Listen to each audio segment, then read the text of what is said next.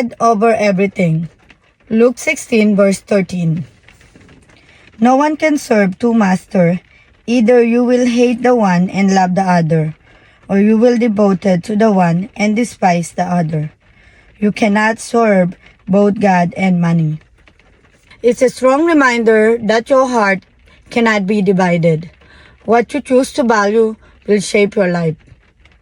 It's basically saying this in a real, everyday way.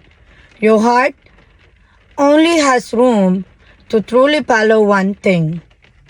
You might say you care about a lot of things, but at the end of the day, what you chase, what you stress over, and what you prioritize, that's what's really leading your life. If money, success, or status becomes your main focus, it slowly takes over your decisions, your time, and even your peace. But if you choose God, then your mindset shifts.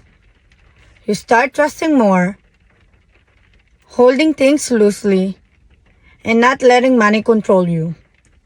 I'm not saying money is bad by all means. It's saying you can't let it be your master.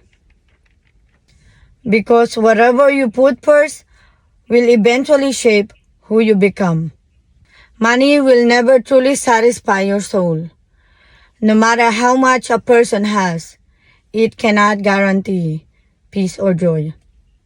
Many who are rich still feel empty because they spend their lives chasing more and miss what really matters.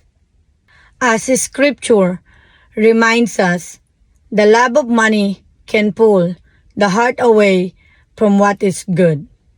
But when you choose God first, everything changes. True joy comes from Him, not from what we own, but from knowing Him. That kind of happiness is rooted in contentment. The kind that doesn't depend on circumstances. When God is first in our lives.